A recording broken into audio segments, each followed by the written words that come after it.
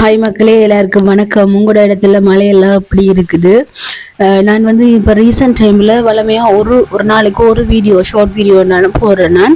ஆனால் பார்த்தீங்கன்னா கிட்டத்தட்ட ஒரு கிழமையாக ஒரு வீடியோவுமே போட முடியலை. என்னென்னா இந்த மழைக்கு தடிமன் இருமல் காய்ச்சல் எல்லாமே வந்துட்டு அதனால வீடியோ போட முடியலை.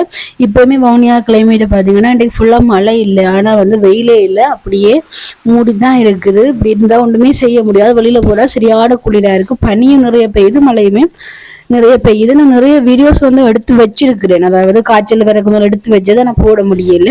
என்னை வாய்ஸ் ரெக்கார்ட் பண்ற அளவுக்கு கூட உடம்புல இது பலன் இல்லாமல் இருந்தது. சரி என்னட்டு தான் இன்றைக்கு ஸ்டார்ட் பண்ணுவோம். இன்றைக்கு கொஞ்சம் ஓகே இருக்குன்னு சொல்லி ஸ்டார்ட் பண்ணுவோம்னுட்டு இன்றைக்கு நாங்கள் வந்து ஒரு முருங்கைக்கீரை சுண்டல் வந்து பார்க்க போகிறோம். முருங்கைக்கீரை பார்த்தீங்கன்னா இந்த ப்ரெக்னன்சி டைம்ல இந்த ஹீமோகுளோபின் குறைவாக இருந்தால் அதை வந்து எடுக்க சொல்லுவாங்க. இது வந்து சில பேருக்கு பிடிக்காது, ஏன்னா அதை செய்கிற முறையிலையும் இருக்குது.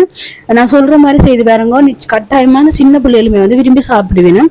என்னென்னா நாங்கள் வளமையாக தாளிப்போம். இந்த வெங்காயம் மிளகா செத்தல் பெருஞ்சீரகம் எல்லாத்தையுமே போட்டு தாளிச்சிட்டு அதுக்கு பிறகு முருங்கைக்கீரையை போட்டு கொஞ்ச நேரம் வதக்கணும். இது வந்து கொஞ்சம் டக்குன்னு சுருண்டிடும்.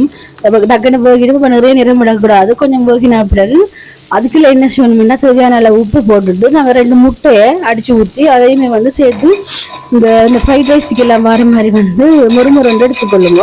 அப்படின்னு சொல்லி பார்த்தீங்கன்னா அந்த தேங்காய் பூ மாதிரி முட்டையும் வந்துடும். அதுக்கப்புறம் தேங்காய் போராட்டியும் பரவாயில்ல, நீங்கள் தேங்காய் போட்டிங்கன்னா இன்னுமே டேஸ்ட்டாக இருக்குது. இது ஒரு நான்வெஜ் சாப்பாடு மாதிரி இருக்கும். அந்த கீரை மரக்கறி அந்த மாதிரி ஒரு ஃபீல் இருக்குது. அது இப்படி செய்து பாருங்க, நல்லா இருக்கும்.